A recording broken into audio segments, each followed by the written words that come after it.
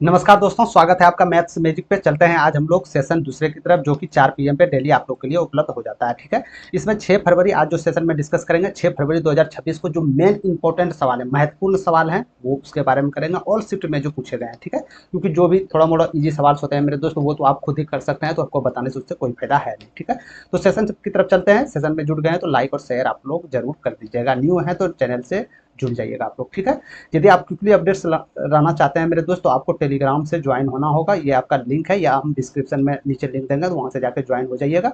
कुछ भी अपडेट्स हो, पल अपडेट्स आपको वहाँ टेलीग्राम चैनल पर मिलता रहेगा, जॉब के रिलेटेड या कोई भी क्लास के रिलेटेड। ठीक है, एक आपका सेशन चलता है मेरे दोस्त, 11 AM पे चलता है। ये 11 बजे सवेरे आता है। जो फिलहाल आज सेशन आपका हो चुका है, कल जो आपका चलेगा पार्ट 4 सेशन चलने वाला। ठीक है, इसमें ऑल कम्पिटिटिव एग्जाम, जो यदि आप गवर्नमेंट जॉब की तैयारी करें, चाहे वो एनटीपीसी सीबीटी 2 हो, ग्रुप डी हो, एलपी सीबीटी 2 हो, टेक्नीशियन हो, कोई भी एग्जाम हो जिसमें मैथ्स पूछा जाता है, ये सबके लिए है। ठीक है, बेहतरीन तरीका से आप लोग को यहाँ पे समझाया जाता है। समझ गए?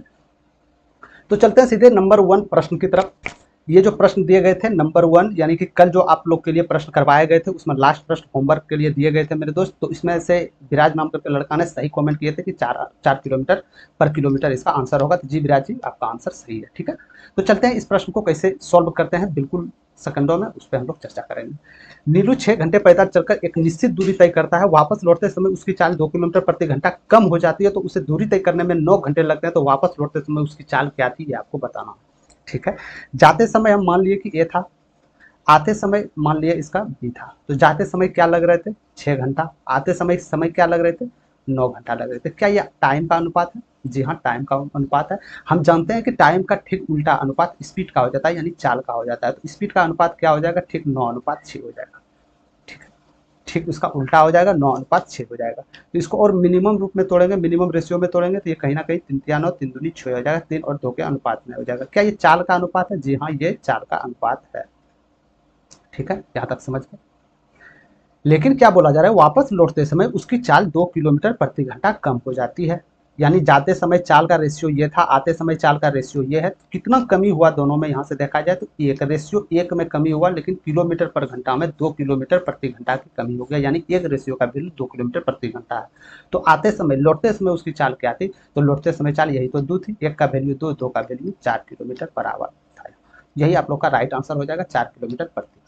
यदि आपसे पूछते जाते समय उसकी चाल क्या था, तो 1 का वैल्यू तो दिया गया है, 3 का वैल्यू 6 किलोमीटर पर आता है। ये इसका जाते का समय चाल है। ठीक है, तो आपसे कुछ भी पूछ दे, जाते आते लौटते जोड़ते, सब आप निकाल सकते हैं। चलते हैं दूसरा नंबर प्रश्न की तरफ।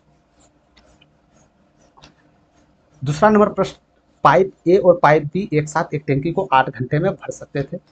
पाइप ए और पाइप बी एक साथ एक टैंकी को 8 घंटे में भर सकते थे। पाइप बी का जो क्षमता है ना, पाइप ए से 25% अधिक 10 है। यानी कि पाइप बी पाइप ए से 25% ज्यादा भर रहे हैं। ए और बी जो है, ए बी का क्षमता का रेशियो क्या हो जाएगा, यानी पाइप ए पाइप बी से, sorry pipe B pipe A से 25% अधिक है। यदि पाइप ए 100 दक्षता है, तो ये कहीं ना कहीं 125 होगा। इसका मिनिमम रेशियो तोड़िएगा तो 4:5 में आ जाएगा। आ जाएगा। ठीक है, हमको टैंकी का क्षमता ज्ञात करना है। तो यदि दिया गया पाइप ए टैंकी को 5 लीटर प्रति मिनट की दर से भर रहा हो, यहाँ ये दिया गया है कि पाइप ए जो भर रहा है मेरे दोस्त, 1 मिनट में 5 लीटर भर रहा है। तो सबसे पहले हमको ये ज्ञात करना होगा कि ए पानी के टैंकी को कितने घंटे में भर रहे हैं। तो दोनों मिलकर कितने घंटे में भर रहे थे, 8 घंटे में। दोनों का क्षमता क्या है, 9 क्षमता है ना, 5 4 9। ये 8 घंटे में भर रहे थे। टोटल टैंकी का क्षमता इतना निकल आया। इसमें से एक कितना इफिशियंसी से भर रहा था, 4 इफिशियंसी, इसको भाग दे दीजिएगा।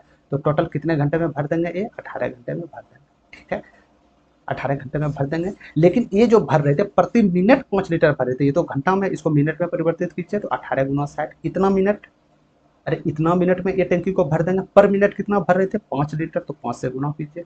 तो 56 और 18 दिया 5400 लीटर आप लोग के लिए राइट आंसर हो जाएगा। यही टैंकी का क्षमता होगा। ठीक है, तो 5400 is right answer, option number 4। समझ गए? बिल्कुल इजी तरीका से बताना है और बनाना भी है। चलते हैं नंबर तीसरा प्रश्न की ओर। नंबर 3 प्रश्न में बोला जा रहा है, वर्तमान में ए और बी की आयु का अनुपात 5:1 था। अब से 5 वर्ष पहले इसका अनुपात 6:1 था। तो बी की वर्तमान आयु क्या होगी, ये आपको बताना होगा। इसको मल्टीपल विधि से आप बता सकते हैं। तो इसको सबसे ज़्यादा यूज करने वाले जो बेसिक मेथड है मेरे दोस्त, इसको इस तरीके से बनाए जाते हैं, आप भी बनाते होंगे। ए बी का जो रेशियो था 5x/x था। इसमें 5 साल पहले, तो 5 साल माइनस कर दिए, तो जो रेशियो निकल के आया ये, इस मेथड से हालांकि सब कोई इसको बना लेते हैं, ठीक है। तो हम इस मेथड को, इस सवाल का लाने का मतलब है इसको ऑप्शन तरीका से कैसे बनाया जाए, क्योंकि छोटे छोटे सवाल यदि आप ऑप्शन से समझ गए तो बड़ी सवाल में आसानी से आपको कोई भी परेशानी नहीं होगा, ठीक है। तो चलते हैं ऑप्शन से बनाते हैं। तो ऑप्शन से बनाने के लिए सबसे पहले लास्ट में ये जो बोल रहा है उस पर ध्यान केंद्रित करना बहुत जरूरी होता है। तो लास्ट में क्या बोल रहा है कि बी की वर्तमान आयु क्या है, मतलब 4 ऑप्शन में बी का तो वर्तमान आयु दिया होगा और बी का वर्तमान रेशियो भी दिया गया है, ए और बी का। तो ए बी का वर्तमान रेशियो क्या है, 5:1 है ना, 5:1 है रेशियो, ए और बी का अनुपात क्या अनुपात है, 5:1 है।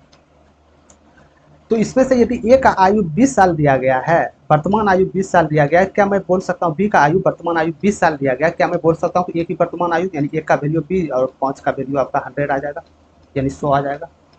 तो हमको इसमें से प्रूव करना, एक चीज प्रूव करना, ऑप्शन से कभी आप सवाल बनाते हैं मेरे दोस्त, तो उसमें से एक चीज आपको हमेशा प्रूव करना होता है। तो इसमें से क्या प्रूव करना है कि क्या 5 साल पहले इसका अनुपात 6:1 था क्या, तो 5 साल पहले करेंगे तो 95, 5 साल इसमें पहले करेंगे तो क्या हो जाएगा 15, क्या इसका 6:1 आएगा, क्या नहीं आएगा, यानी जो आपका 1 नंबर ऑप्शन था ये ऑप्शन आपका गलत है, ये ऑप्शन हो ही नहीं सकते, ठीक है, ये ऑप्शन आपका हो ही नहीं सकते हैं। तब आप क्या करें, अब दूसरा ऑप्शन रखना होगा। चलिए हम 30 नंबर ऑप्शन रख के रखते हैं, बी नंबर यानी 30 साल ऑप्शन रख के रखते हैं।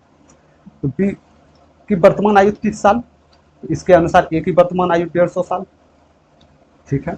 5 साल पहले रेशियो क्या 6:1 में आ रहा था, 5 साल करेंगे 145, इसको 5 साल करेंगे 25, क्या रेशियो 6:1 में आएगा, क्या कभी नहीं आएगा, यानी ये नहीं हो सकता, ठीक है। इसी प्रकार चेक किया जाता है ऑप्शन से। हालांकि ऑप्शन से मेरे दोस्त वो आपके एक या 2 ही नंबर में आंसर अधिकतर देखने को मिलेंगे, लेकिन एक सपोज डेट के लिए हम इसको नंबर 3 में रख दिए कि आप कोई भी परेशानी हो यहाँ से आप समझ सके। तो मान लिया कि ऑप्शन 3 25 साल इसका आयु होगा, तो इसके अनुसार से ए का वर्तमान आयु क्या होगा 125 साल। तो 5 साल पहले क्या अनुपात 6:1 के रेशियो में था, 5 साल पहले करेंगे तो 120, इसमें 5 साल पहले करेंगे तो 20, जी हाँ 6:1 के रेशियो में, यानी कि जो उत्तर आप वर्तमान आयु के तौर पे माने थे वो आपका 100% सही है, ठीक है। तो इस प्रकार ऑप्शन से सवाल को बनाया जाता है, समझ गए। चलते हैं हम लोग चौथे नंबर प्रश्न की तरफ। एक व्यक्ति को 5 घंटे में 40 किलोमीटर दूरी तय करनी है, यदि वो कुल समय के 1/3 समय में, यदि वो कुल समय के 1/3 समय में कुल दूरी का 1/4 भाग तय करता है, तो शेष समय में शेष दूरी को तय करने के लिए उसकी चाल किलोमीटर प्रति घंटा में क्या होनी चाहिए ताकि व्यक्ति समय पर गंतव्य स्थान पर पहुंच जाए, यानी 5 घंटा में ही पहुंच जाए, इससे ना अधिक लगे ना कम लगे। तो यानी पहले जो व्यक्ति चला होगा कुछ दूरी जो चला होगा, तो कितना दूरी चला होगा, कुछ 1/4 दूरी, यानी 40 किलोमीटर टोटल दूरी है, इसका 1/4 कीजिएगा यानी 10 किलोमीटर। 10 किलोमीटर दूरी चला कितने समय में, तो पहले समय का 1/3 यानी कि 5/3 घंटे में चला। यहाँ तक आप समझ गए, ठीक है, 5 घंटे 3 समय में ये चला। अब आपके पास शेष दूरी बोल रहा है ना, शेष दूरी बोल रहा है, शेष दूरी क्या बचा, 10 किलोमीटर आप ऑलरेडी चल चुके थे, शेष दूरी क्या हो गया 30 किलोमीटर। तो 30 किलोमीटर जो बचा आपका समय, शेष जो समय बचा, आप 5/3 घंटा तो ऑलरेडी यूज कर चुके हैं 5 घंटे में, तो शेष दूरी क्या बच गया 10/3। तो 10/3 घंटे में आपको 30 किलोमीटर यात्रा करना है। तो बताइए चाल क्या होगी, स्पीड क्या होगी। तो हम जानते हैं चाल जो होता है दूरी बटे समय होता है, दूरी दिया गया है कितना 30 किलोमीटर है, समय दिया गया 10/3, 10/3 3 को ऊपर ले लेते हैं, तो 10×3 3×9, यानी 9 किलोमीटर पर घंटा के आवर से यदि ये इस गति से मेरे दोस्त यदि ये चलेगा, 9 किलोमीटर प्रति घंटा की गति से यदि ये चलेगा, तो 30 किलोमीटर दूरी तय करने में 10/3 घंटे आराम से लग जाएंगे। यानी कि ये टोटल दूरी जो है 40 किलोमीटर जो टोटल दूरी तय करेगा मेरे दोस्त, 40 किलोमीटर जो टोटल दूरी तय करेगा ये 5 घंटा में ही करेंगे, बशर्ते चाल अलग अलग होगा, ठीक है। पहले 6 किलोमीटर प्रति घंटा से चल रहा था, अब इसको 9 किलोमीटर प्रति घंटा से चलना होगा, समझ गए। चलते हैं हम लोग 5वां नंबर प्रश्न की तरफ, ठीक है। कहीं भी आपको ऐसा लगे कि सवाल में कहीं भी आपको परेशानी आ रहा हो या दिक्कत आ रहा हो, तो आप लोग कमेंट सेक्शन में जरूर उस पर आप पूछ सकते हैं, उसका जो अगले सेशन लेके आऊंगा तो अगले सेशन में आप लोग का वो कवर करवा देंगे, ठीक है। बोला जा रहा था एक बहुभुज के सभी आंतरिक कोणों का योग 4500 डिग्री है, तो बहुभुज में कितनी भुजाएं हैं ये आपको बताना है। यानी एक बहुभुज है, कितनों करके होते हैं बहुभुज, ठीक है। ये बहुभुज नहीं हुए मेरे दोस्त, जैसे ये हुए ना, ये हो गए, ये हो गए, ये हो गए, ये हो गए, ये हो गए, ये हो गए, ये हो गए, ये बहुभुज यानी कुछ भी हो सकता है, कितनों भी भुजा हो सकता है। भुजा दिया गया नहीं था, बट ये दिया गया था कि उसका आंतरिक जो कोण होता है, इंटरनल जो उसका विकर्ण बनाने वाला जो कोण होता है ना, तो कोण का योग 45 डिग्री है। तो कोई भी बहुभुज के सभी आंतरिक कोणों का योग आप कैसे निकालते हैं, तो उसका फॉर्मूला आप जानते होंगे 2n - 4 × 90 डिग्री, ठीक है, इसी का तो निकालते हैं टोटल आंतरिक कोणों का योग। या तो फॉर्मूला ये भी हो जाता है -2 180 डिग्री। ठीक है, तो आप जिस प्रकार से इसको निकाले बात एक ही है, तो इसको हम मान लेते हैं 2n - 4 90 डिग्री आंतरिक कोणों का योग का फॉर्मूला है। ठीक है, तो टोटल आंतरिक कोणों का योग कितना है 4500। तो यहाँ से इसको कटाइएगा तो 9 × 5 = 45, 50 आ गया मेरे दोस्त। तो 2n का वैल्यू आपके पास 54 आ जाएगा। तो n का वैल्यू क्या आ जाएगा 27। तो n क्या है, यही तो भुजाएं हैं, तो भुजाएं कितनी होगा 27। Option number 4 is right answer. ठीक है, कुछ नहीं थे प्रश्न में, सिर्फ ये फॉर्मूला आपको याद। इसमें से अधिकतर अधिकतर जो है मेरे दोस्त 2-3 फॉर्मूले याद रखने होते हैं। पहले की सभी आंतरिक कोणों का योग क्या हो जाएगा, तो 2n - 4 जिस प्रकार के अभी जस्ट आप लोग को बताया है, ये आंतरिक कोणों का योग हो गया। आपसे पूछा जा सकता है कि विकर्णों की संख्या, तो n × n - 2 हो गया, ये आपका विकर्णों की संख्या होगा। ठीक है, इस प्रकार बहुभुज के बाह्य कोणों का योग कितना हो जाएगा, तो हमेशा 360 डिग्री होगा। प्रत्येक बाह्य कोणों का योग क्या हो जाएगा, तो इसमें जितनी भुजाएं इससे भाग देना होता है। तो कुछ 2-3 टर्म्स हैं, इसको याद रखने के बाद आपको इस प्रकार जो सवाल आते हैं बहुभुज के, इसमें कहीं भी गलती नहीं होंगे। रेलवे जितने भी प्रीवियस ईयर पूछा गया सबको प्रीवियस ईयर देखे हैं मेरे दोस्त, इससे बाहर आपका कुछ नहीं जाता है। ठीक है, चलते हैं छठे नंबर प्रश्न की तरफ। छठे नंबर प्रश्न में बोला जा रहा है कि एक चुनाव में 8640 लोगों ने या कुल पात्र मतदाताओं के 72% ने अपना मतदान दिया था। जितने मतदान करना चाहिए उतने नहीं किए थे, मात्र 72% ने मतदान किए थे।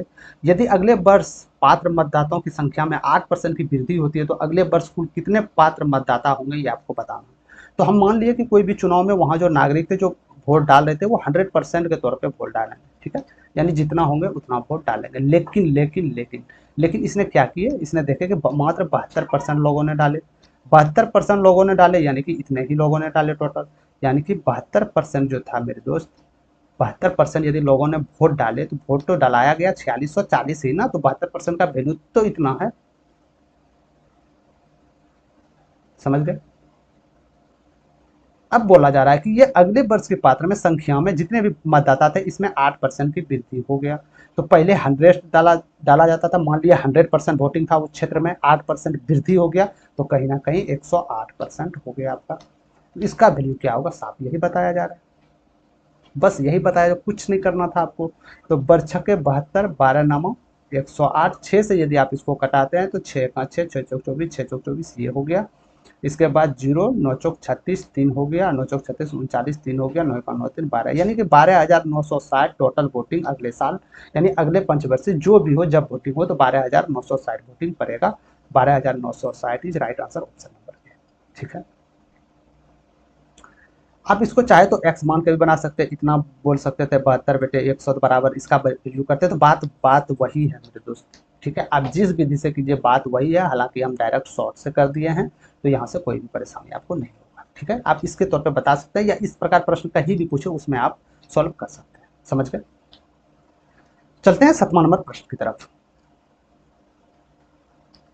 ठीक है, 7वां नंबर प्रश्न देखिएगा, बहुत ही इंपॉर्टेंट प्रश्न है मेरे दोस्त, ये ग्रुप डी में पूछा गया था प्रश्न। सॉल्व करने वाले स्टूडेंटों की संख्या जो था इसमें थोड़ा सा मात्रा में बहुत अच्छे ने सॉल्व किए थे इसको, ऐसा बात नहीं है, लेकिन बहुत सारे जो स्टूडेंट है न्यू स्टूडेंट तो इसमें गलती कर दिए थे। ठीक है, तो इस प्रकार प्रश्न को सॉल्व करने के लिए मेरे दोस्त कुछ टर्म एंड कंडीशन आपको अप्लाई करना होता है। क्या करना होता है, यदि ए पे पावर एम अगुना ए पे पावर एम गुना ए पे पावर एन हो, यदि दोनों का बेस समान हो तो पावर जुड़ जाता है, m + n हो जाता है। इन बातों को ध्यान रखना है, सबसे पहली बात। ठीक है, दूसरी बात याद रखना कि ए पे पावर एन भगा ए पे पावर एन हो, यदि बेस समान हो तो ये पावर ऊपर जाके घट जाएगा, ये भी बात आपको पता है। ठीक है, यदि ए पे पावर 2, इसके ब्रैकेट पे पावर 2 है, यदि बीच में ब्रैकेट आ जाए तो ये दोनों गुणनफल हो जाता है, गुना हो जाता है, यानी 2 दूनी 4 हो जाएगा। ठीक है, यदि मान के चलिए ए पे पावर 3 है, इसके पावर पर 2 है, तो क्या हो जाएगा, ये दोनों गुना हो जाएगा, ए पे पावर 3 दूनी 6 हो जाएगा। यहाँ तक समझ गए। यदि ए पे पावर यदि मान के चलिए 3 दिया गया हो, इसके ऊपर पर 3 दिया गया हो, तो क्या इसी तरह ये गुना होगा, जी नहीं, इसका क्यूब होगा, यानी कि ए का 27 हो जाएगा। समझ गए।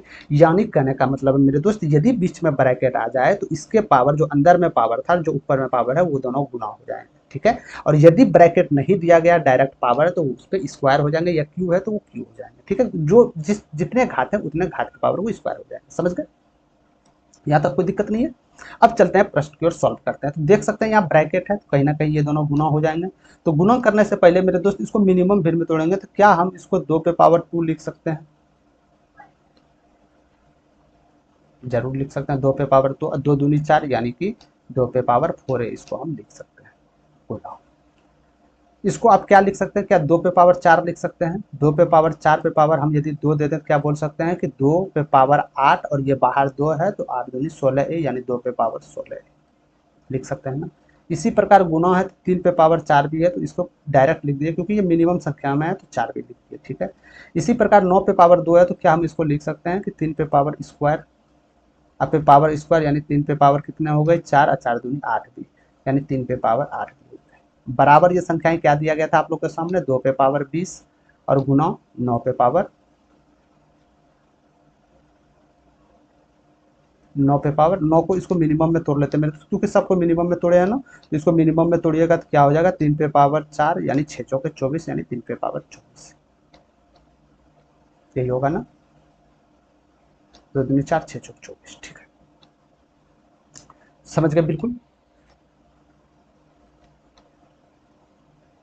ठीक है ठीक है ठीक है। यानी कि आपसे बोला गया है कि ये दोनों संख्याएं बेस समान है, इसका भी बेस समान है, तो आपसे क्या बोले गए थे, कोई भी संख्याओं को यदि बेस समान है पावर अलग अलग है तो पावर ऊपर जाके जुट जाएगा। तो पावर जुटने का अर्थ क्या है मेरे दोस्त, कि ये यदि जुटेगा तो कितना हो जाएगा 16 4 20 से 20 से हो जाएगा, गुना ये दोनों यदि जुटेगा क्योंकि बेस समान है पावर अलग है तो 8 4 12 की बराबर जो हो जाएंगे 2 पे पावर 20 गुना 3 पे पावर 24 हो जाएगा। बस यही तो आपसे पूछा जा रहा था मेरे दोस्त, कि इन दोनों का वैल्यू बराबर करना है आपको, इन दोनों का वैल्यू यानी इनका वैल्यू और इनका वैल्यू बीच में बराबर है ना, यानी दोनों बराबर आने चाहिए, पावर भी बराबर आनी चाहिए।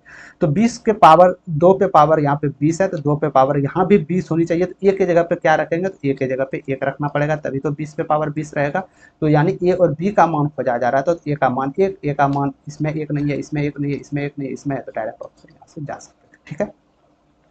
अब बात करते हैं बी का मान क्या रखे, तो जब 3 का मान 24 है, 3 पे पावर 12 है, तो बी का मान क्या रखना पड़ेगा, 2 रखना पड़ेगा, तभी तो 3 पे पावर 24 होंगे, तो बी का मान 2।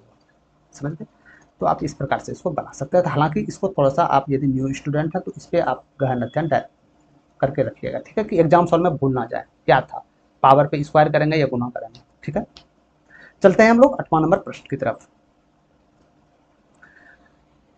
8वां नंबर प्रश्न में बोला जा रहा है कि एक समलंब चतुर्भुज की समांतर भुजाएं की लंबाई क्रमशः 20 सेंटीमीटर है और 10 सेंटीमीटर है। दो असमान भुजाओं की लंबाई प्रत्येक 13 सेंटीमीटर। समलंब चतुर्भुज का क्षेत्रफल सेंटीमीटर में क्या होगा ये आपको बताना है। तो सबसे पहले एक समलंब चतुर्भुज बनाने की कोशिश करते हैं। डायग्राम बनाने से मेरे दोस्त ज़्यादा आप जो है ना, डायग्राम यदि बना के सॉल्व करते हैं मेरे दोस्त तो इसमें ज़्यादा आपको सॉल्व करने में आसानी हो जाएगा, ठीक है। तो ये एक समलंब चतुर्भुज हम मान लेंगे, लगभग में समलंब चतुर्भुज ऐसे ही होते हैं, लगभग में समलंब चतुर्भुज हम मान लिए, ठीक है।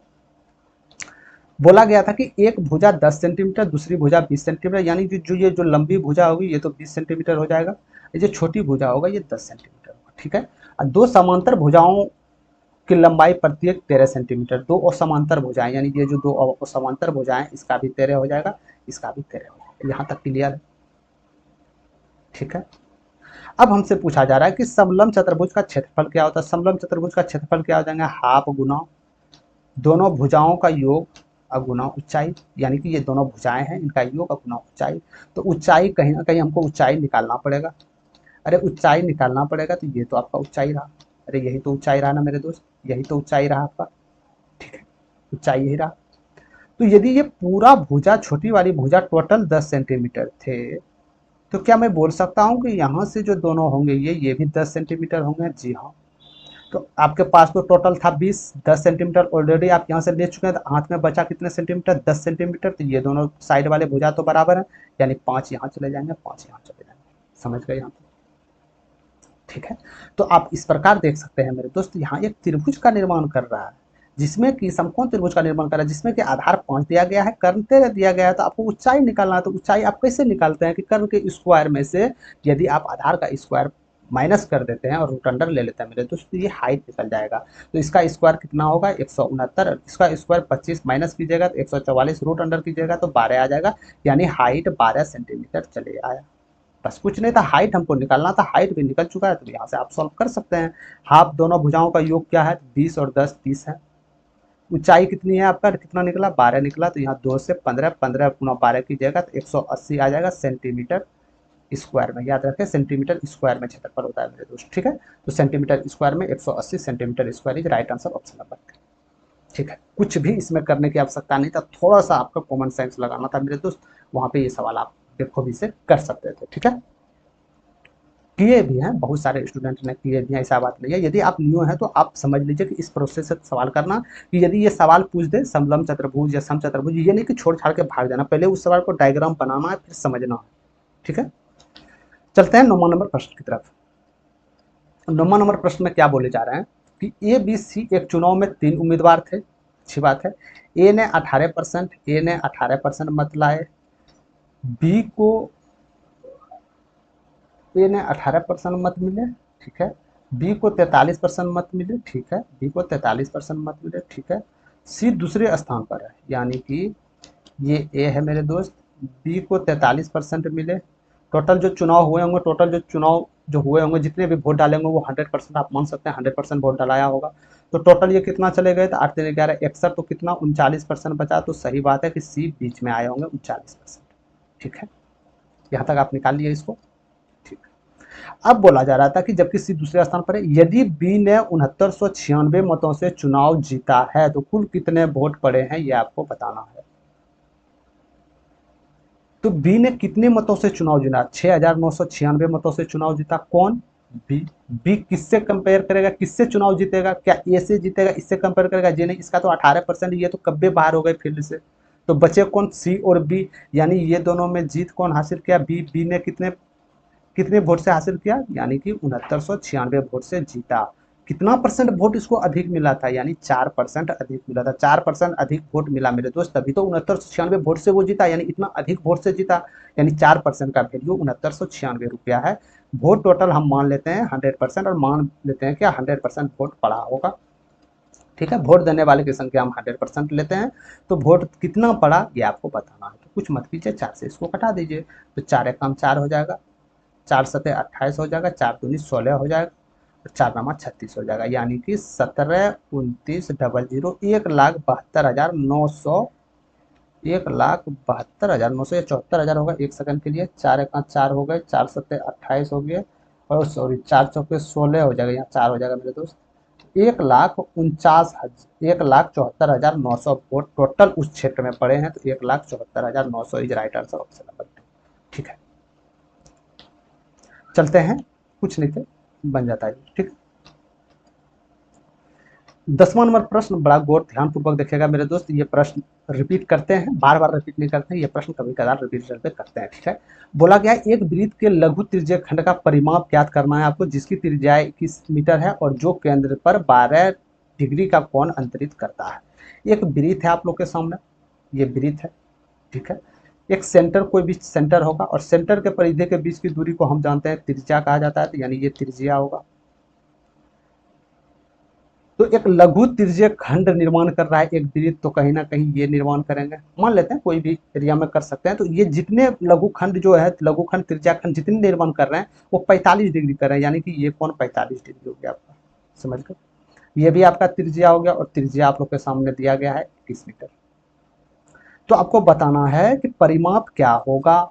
तो परिमाप आप कैसे निकालिएगा, अरे परिमाप मेरे दोस्त कैसे निकालिएगा आप, परिमाप ये निकालिएगा ना कि इसका भी लंबाई जोड़िए, इसका भी लंबाई जोड़िए, और ये जो सर्कल है इसका भी लंबाई जोड़िए, यानी तीनों जोड़ के जो होगा वही परिमाप होगा। ये दोनों का एरिया तो हमको मालूम है, परिमाप यदि निकाले मेरे दोस्त तो ये दोनों तो मालूम है ना, लंबाई 2r मतलब 42, ठीक है। अब मेरा यदि ये एरिया निकल जाता तो मेरा परिमाप टोटल निकल जाता। तो ये एरिया निकालने के लिए क्या करना पड़ेगा आपको, तो मान लेते हैं टोटल 360 डिग्री है, लेकिन ये कितने कोण पे निर्मित है, 45 डिग्री पे। तो यहाँ पे कितने डिग्री हो, कितने बेटे में हो जाएंगे 360, ये आप मान सकते हैं 45 बेटे 360। सिर्फ इसका निकाल रहे हैं, हम सिर्फ इसका निकाल रहे हैं, याद रखिएगा 45 बेटे 360।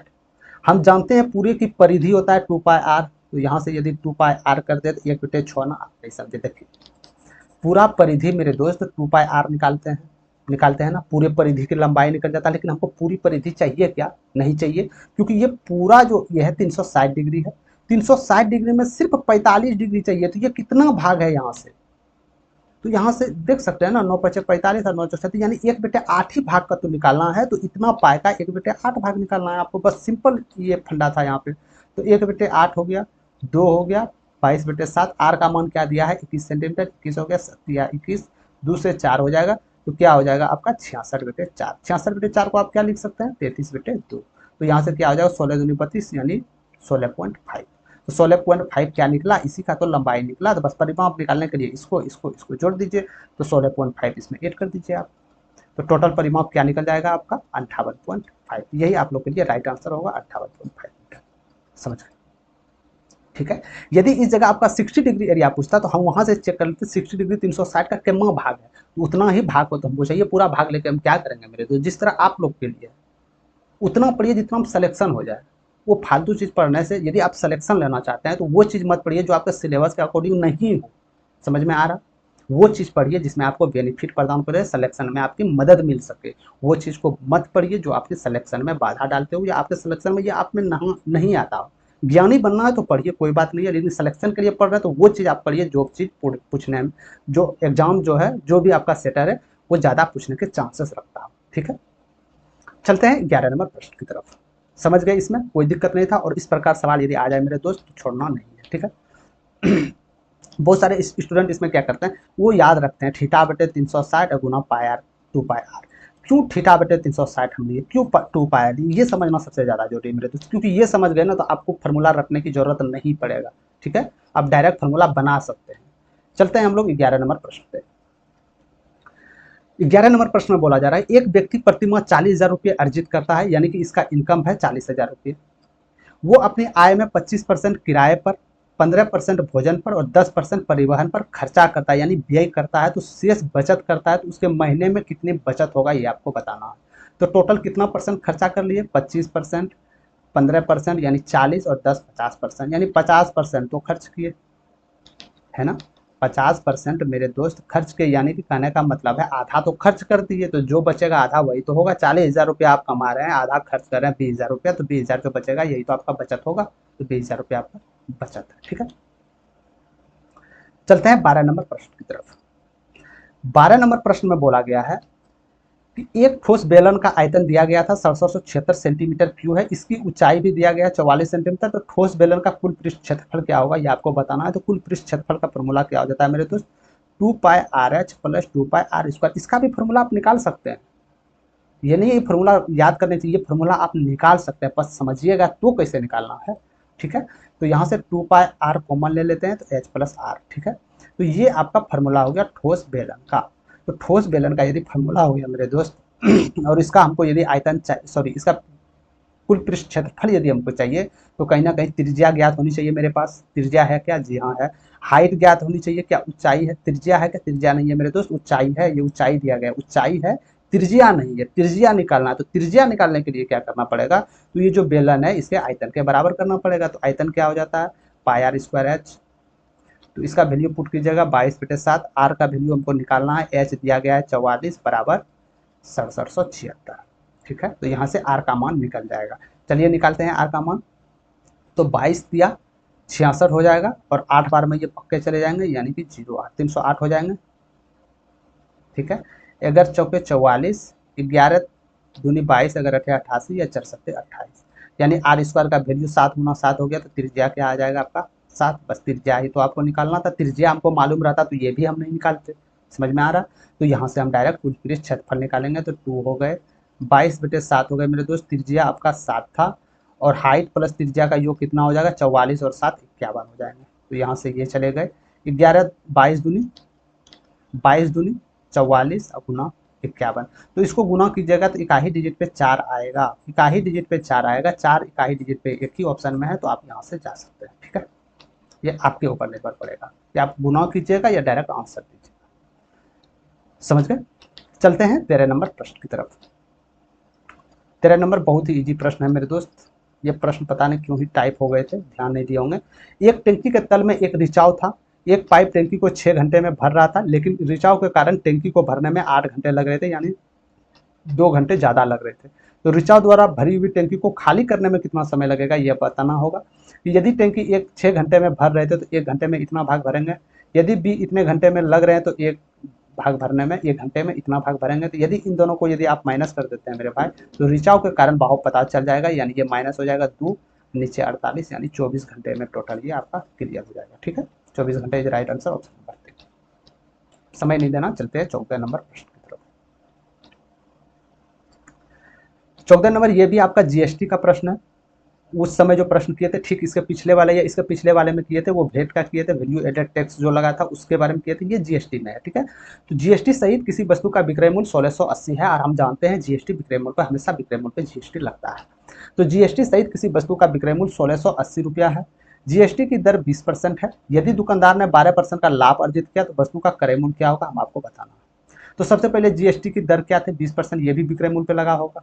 लाभ अर्जित कर रहा है, ये भी विक्रय मूल्य पे लगा होगा। तो टोटल कितना परसेंट यहाँ से अर्जित कर रहा है, टैक्स और दुकानदार दोनों यहाँ से निकल जाएगा। तो प्लस प्लस प्लस हो गया, 20 गुना 12। एकल छूट जिस तरह आप नहीं निकालते मेरे दोस्त, उसी प्रकार इसको निकालना है 100। ठीक है, तो यहाँ से क्या हो गया आपका 32.240 यानी 2.4 बोल सकते हैं, या ये एड हो जाएगा 34.4%। यही तो हुआ ना, 34.4% सिर्फ ये टैक्स और 12% प्रॉफिट है।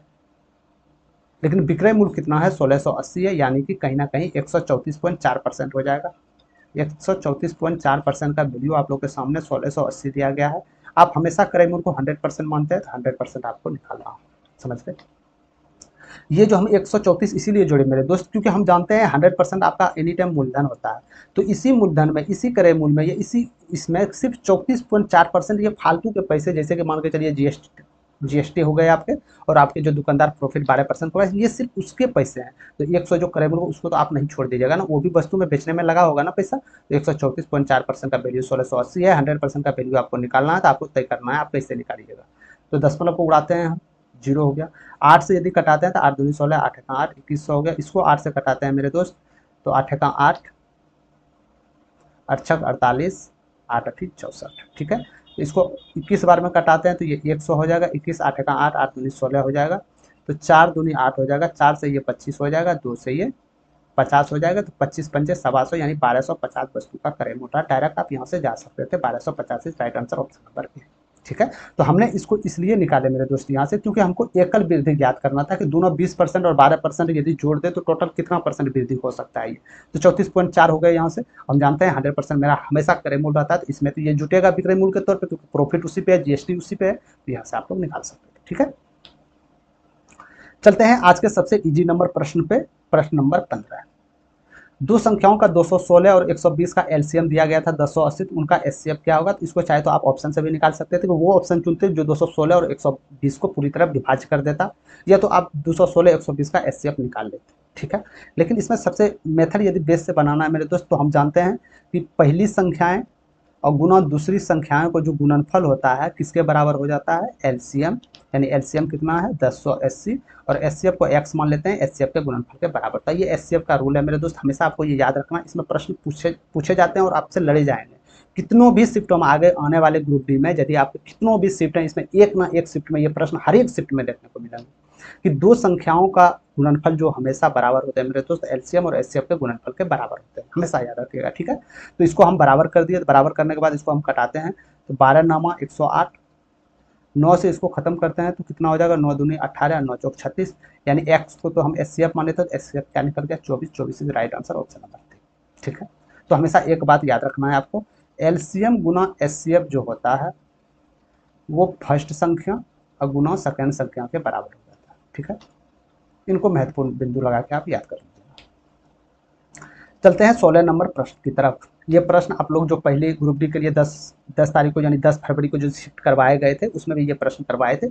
इसको हम कैसे करना है, एकल छूट निकालने बैठना नहीं है मेरे दोस्त, बार बार बता रहे हैं। हम अप्रॉक्सली लेके चलेंगे, पहले अप्रॉक्सी से नहीं होगा तो फिर आप इसमें कुछ आजमा सकते हैं। ठीक है, तो एक दुकानदार निम्नलिखित 4 योजनाएं प्रदान करता है। ठीक है, एक दुकानदार ने 4 ऑफर दिए, तो आपको ये बताना, ये चारों ऑफर आप लोग के सामने है, तो आपको ये बनाना है ग्राहकों के लिए कौन सी योजना सबसे अच्छी है। तो ग्राहकों के लिए वो योजना सबसे अच्छी होगी जो सबसे ज़्यादा डिस्काउंट दे। जो सबसे ज़्यादा डिस्काउंट देगा तो उतना ही तो पैसा कम पे करना होगा हमको।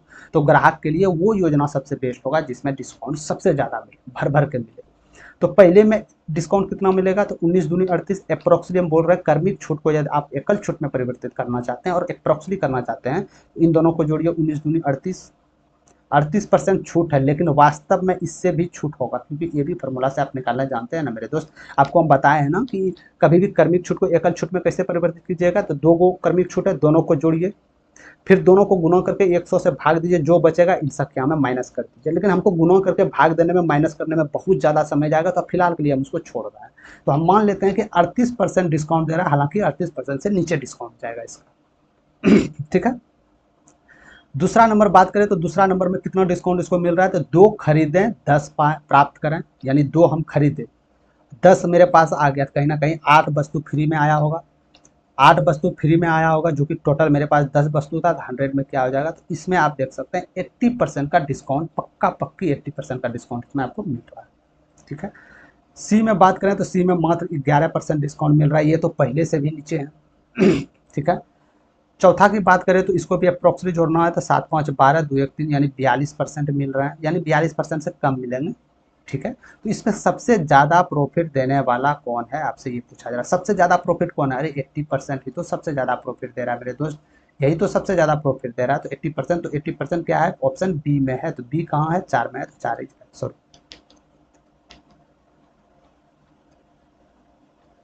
ठीक है। तो 4 इज राइट आंसर हो जाएगा, 4 इज राइट आंसर, समझ गए यहाँ से। 4 आपका राइट आंसर हो जाएगा बी नंबर, क्योंकि बी नंबर 80% छूट दे रहा है। ठीक। चलते हैं 17 नंबर प्रश्न की तरफ। ये प्रश्न लाने का उद्देश्य था मेरे दोस्त, ये प्रश्न नहीं लाते हैं, लाने का उद्देश्य था हर एक शिफ्ट में पूछा जा रहा है, इसको नहीं लाने का कोई रीजन ही नहीं था। हर एक शिफ्ट में जहां से प्रश्न करवा रहे हैं उसमें हर एक शिफ्ट में ये प्रश्न आपको आ रहे हैं। तो बोला जा रहा है पहली 10 विषम प्राकृत संख्याओं का औसत क्या होगा। तो विषम प्राकृत पूछते तो ये खुद 10 होगा। ठीक है।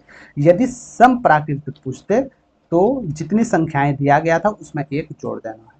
यदि विषम संख्याएं पूछते तो आपको क्या करना है, जो संख्याएं हैं वही आपका हो जाएगा। सिर्फ इन बातों पे ध्यान रखना है आपको। ठीक है। चलते हैं आज के महत्वपूर्ण प्रश्न 18 नंबर पे। तो 18 नंबर प्रश्न में क्या बोले जा रहे हैं कि x माइनस 1/x, ये तो आप पढ़े होंगे। ठीक है। ये आप पढ़े होंगे मेरे दोस्त, अलजेब्रा का प्रश्न है ये। तो कुछ देख के आपको लग रहा है, कुछ रिलेशन लग रहा है आपको, समझाइएगा। कुछ रिलेशन आपको लग रहा है कि कुछ रिलेशन बन रहे हैं, संबंध कुछ तो है, कुछ लग रहा है नहीं। अब बताते हैं क्या संबंध लग रहा है। क्या आपको a माइनस बी ये लग रहे हैं, क्या ये a प्लस बी लग रहे हैं, हाँ लग रहे हैं। इसका मतलब क्या है, लग रहे हैं, तो इसका मतलब क्या है, क्योंकि हम जानते हैं मेरे दोस्त ए स्क्वायर माइनस बी स्क्वायर जो होता है ए प्लस बी इंटू ए माइनस बी होता है। ये हम भी जानते हैं, आप भी जानते हैं, और संसार भी जानते हैं। ठीक है। ए स्क्वायर माइनस बी स्क्वायर जो होते हैं ए प्लस बी ए माइनस बी के बराबर होते हैं। तो यानी ये ए माइनस बी है, ये ए प्लस बी है, कहीं ना कहीं ये ए स्क्वायर माइनस बी स्क्वायर रहे होंगे, तो यानी ए स्क्वायर माइनस बी स्क्वायर रहे होंगे, यही तो रहे होंगे, इसी पे तो ये टूटा होगा। तो यानी 2 का कहानी खत्म है आपका, पहली बात। ठीक है। अब बात करें कि यदि ए स्क्वायर माइनस बी स्क्वायर आया, तो इसको यदि हम ए माइनस बी मान ले, तो यहाँ भी तो ए प्लस बी है, यानी इसका भी ए स्क्वायर माइनस बी स्क्वायर होगा। लेकिन यहाँ पे स्क्वायर है तो ये एक्स बराबर 4 चला जाएगा, ए स्क्वायर माइनस बी स्क्वायर, तो यहाँ चले आए। समझ रहे हो, तो क्या समझ रहे हो, ए स्क्वायर माइनस, जैसे मान के चलिए मेरे दोस्त एक्स माइनस 1/x था, एक्स प्लस 1/, यहाँ तो एक्स स्क्वायर आ गया स्क्वायर, यदि यहाँ स्क्वायर ऑलरेडी है तो यहाँ पावर 4 हो जाएगा। इसी प्रकार जब हम इसको देखें तो ये भी ए माइनस बी है, या इसी प्रकार इसको देखें ये भी तो गया ए प्लस बी है, तो ए स्क्वायर माइनस बी स्क्वायर यहाँ भी हो जाएंगे, यानी इसका भी स्क्वायर हो जाएंगे, तो यानी ए स्क्वायर माइनस बी स्क्वायर, यही आप लोग के लिए राइट आंसर होगा। ठीक है। तो ये एक्स पे पावर 8 माइनस 1 पे एक्स पे पावर 8 आप लोग का सही आंसर होगा, option number 3 is right answer. ठीक है। कुछ नहीं है, सिर्फ एक फार्मूला इसमें यूज करना था, ये बन के तैयार हो जाता आप लोग के लिए। चलते हैं अगले प्रश्न में, बिल्कुल इजी प्रश्न थे, इसमें ज़्यादा सोचने की जरूरत नहीं है।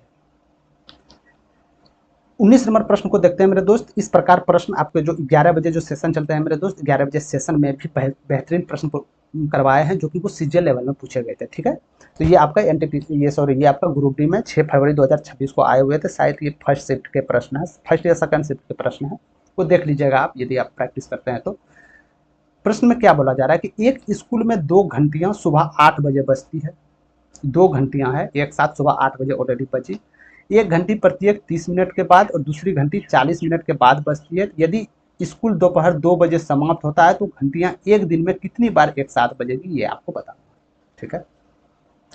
पहले घंटियां कितने मिनट में बज रही थी? 30 मिनट में। दूसरी कितने मिनट में बज रही थी? 40 मिनट में। तो आपसे एक सवाल हम करते हैं कि ये दोनों घंटियां यदि एक 30 मिनट में बज रही है, दूसरी 40 मिनट में बज रही है, तो दोनों एक साथ कितने मिनट के बाद एक साथ बजेगी? एक साथ। तो कहीं ना कहीं इसका आपको एलसीएम लेना होगा। एलसीएम वो संख्या जो दोनों से कटे, यानी वो आपका मिनट या घंटे आएगा जो कि दोनों एक साथ बजेंगे। तो क्या एलसीएम आ जाएगा? तो 40 होगा क्या? नहीं। 80 होगा क्या? 120। जी हाँ, 120 हो जाएगा। 120 क्या होगा? 120 मिनट होगा, या तो आप इसको बोल सकते हैं 2 घंटे होगा। ठीक है, 120 मिनट बराबर 2 घंटे होते हैं ना। तो 2 घंटे, यानी कि प्रत्येक 2 घंटे में एक साथ बजती है। प्रत्येक 2 घंटे में, प्रत्येक 2 घंटे में मेरे दोस्त एक साथ बजता है ये। तो पहले क्या बजे बजा था मेरा भाई? 8 बजे बजा था। फिर कितना बजे तक स्कूल आपका चलेगा? 2 बजे तक। तो कितना घंटा ओपन रहा स्कूल आपका? 8 से 14, यानी 12 दो 14, यानी कि 6 घंटे। टोटल 6 घंटे ही तो ओपन रहे। तो 6 घंटे में कितने बार? 2 घंटे में एक बार एक साथ बजती है। तो 6 घंटे में कितने साथ बजेगी? यानी 3 बार एक साथ बजेगी। 3 बार एक साथ बजेगी। तो क्या 3 आंसर आएगा? नहीं, नहीं देना है 3। क्यों नहीं देना है? क्योंकि सवेरे एक बार 8 बजे बज चुका है घंटे। एक बार 1 बजे, 8 बजे एक बार बज चुका है घंटे मेरे दोस्त। तो टोटल 4 बार बज चुका होगा। ये 4 इज राइट आंसर। अधिकतर स्टूडेंट 3 करके चले आते हैं, जो कि प्रश्न गलती हो जाते हैं। ठीक है, तो इन बातों पे ध्यान रखना होगा कि एक बार वो ऑलरेडी बज चुके हैं। साफ साफ प्रश्नों में बोला गया बज चुके हैं। यदि वो नहीं बजते तब 3 बार होते। इसीलिए बोल रहे हैं कोई भी एग्जाम्स में मेरे दोस्त फोकस, समझ रहे हैं? प्रत्येक प्रश्न पे एक एक शब्दों पे, ठीक है, एक एक शब्द आपको कर सकते हैं कंफ्यूज। चलते हैं आज के लास्ट नंबर प्रश्न। ये प्रश्न मेरे दोस्त 5 फरवरी में जो पूछे गए थे, 5 फरवरी के ये प्रश्न है। आज तो 6 फरवरी जितने भी प्रश्न इंपॉर्टेंट, 2 ही शिफ्ट में एग्जाम हुए थे, दोनों शिफ्टों का निपटारा कर दिए। कल 5 फरवरी का आपका चलेगा। ये आपका होमवर्क रहा था, और इसका क्या आंसर आएगा आप लोग कमेंट सेक्शन में बताइएगा। बड़ा ही इंपॉर्टेंट प्रश्न है। ये प्रश्न पूछे गए हैं 5 फरवरी में, जो तीनों शिफ्टों में, ये 2 शिफ्ट में लगातार पूछे गए हैं। ठीक है, तो इसका आंसर क्या होगा कमेंट सेक्शन में बताइएगा। तो ये रहा आप लोग का 20 प्रश्न, जो कि प्रश्न इसी प्रकार से पूछे गए थे। मतलब शिफ्ट हमको लगता है थोड़ा सा इजी शिफ्ट रहे होंगे 6 फरवरी वाला। ठीक है, क्योंकि इतना प्रश्न कंफ्यूज वाला प्रश्न इसमें तो देखने को नहीं मिले थे दोस्त।